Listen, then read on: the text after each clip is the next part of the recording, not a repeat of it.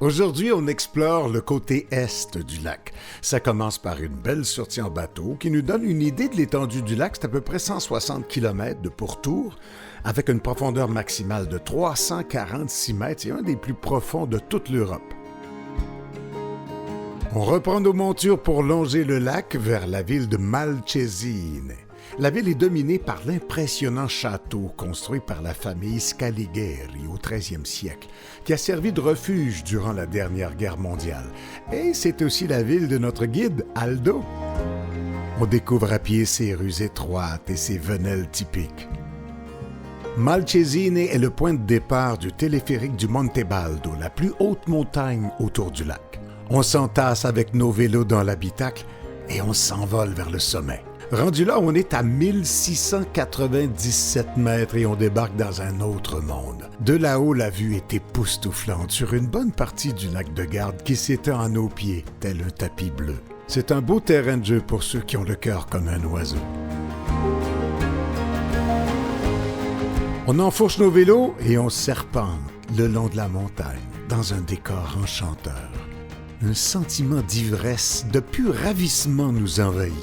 On descend et on monte et on devient un peu euphorique. Et avez-vous souffert? Non, on n'a pas souffert, on a eu du plaisir. Vraiment, une belle montée. Il s'appelle Boost. Comment?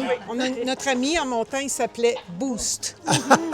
Non, mais c'était pas trop dur parce que ça avait l'air à monter pas mal. Oui, mais c'est ça, avec l'assistance, ça allait super bien. Oui. Alors, tous les morceaux tiennent, là, il n'y a pas de problème? Jusqu'à maintenant, pas pire. Les jambes, le popotin, tout C'est marche? le popotin qui souffle le plus. Voici la récompense.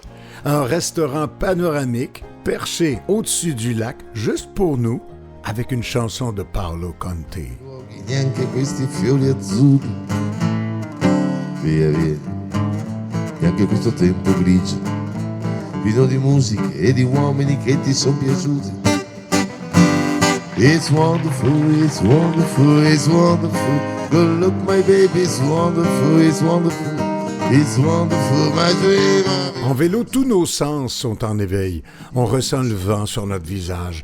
On en a plein les yeux devant l'immensité du paysage. On entend le torrent dans le ruisseau. On capte toutes les odeurs, les fleurs, la terre mouillée, les pâturages et leurs habitants.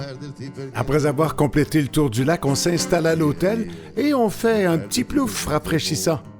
Aujourd'hui, c'est la dernière biciclettata en italien. Allons à Verona, il y a Mirko avec le bus, que s'il y a des problèmes, ils viennent avec le bus. Ça va? Oui. Bonne journée à tout le monde! Pour notre dernière journée à vélo, on ne pouvait pas demander un parcours plus bucolique. On se pince en se disant qu'on pédale à travers les vignes du Valpolicella, la région qui nous donne les vins célèbres comme Amarone et le Ripasso, la campagne italienne dans toute sa beauté, avant d'arriver dans la ville de l'amour. Signore e signori, buongiorno. Benvenuti a Verona, benvenuti nella città dell'amore. Mesdames et messieurs, bonjour. Soyez les bienvenus à Vérone. On va accéder au vieux Vérone en traversant un pont qui est un chef-d'œuvre pour la technologie médiévale, un pont qui fait 120 mètres de long et qui est aussi très romantique. Une autre différence signée Tradito, c'est qu'on n'a pas à traîner nos vélos quand on visite des villes. Ils sont bien gardés, en sécurité, avec nos petits bagages, et on visite à pied, en enjambant le majestueux Castelvecchio. Vérone, c'est la ville de Roméo et Juliette. Donc nous allons visiter la maison de Juliette. Juliette Roméo, une histoire d'amour qui attire des visiteurs de partout. Mais c'est aussi la ville des arènes. Comme le Colisée à Rome, il existe des petits colisées dans toute l'Italie, les arènes. Et voilà que les arènes de Vérone sont les troisièmes, les plus grandes en Italie. Après le Colisée de Rome, on a les arènes de Capoue, une ville du sud de l'Italie. Et puis voilà, Vérone. L'emblématique amphithéâtre en marbre teinté de rose a été érigé au 1er siècle pour offrir des combats de gladiateurs. Au 12e siècle, un tremblement de terre l'a pratiquement détruit. Il est célèbre aujourd'hui pour son festival d'opéra en plein air. La ville est très animée avec ses grandes places comme la Piazza delle Erbe, au cœur du centre historique. Et comme plusieurs villes d'Italie, Vérone offre une belle harmonie architecturale.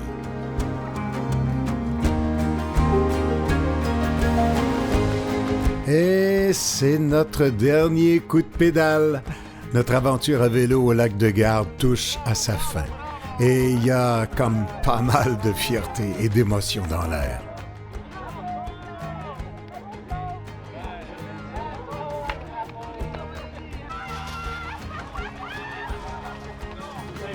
Merci, on se sent en sécurité tout le temps.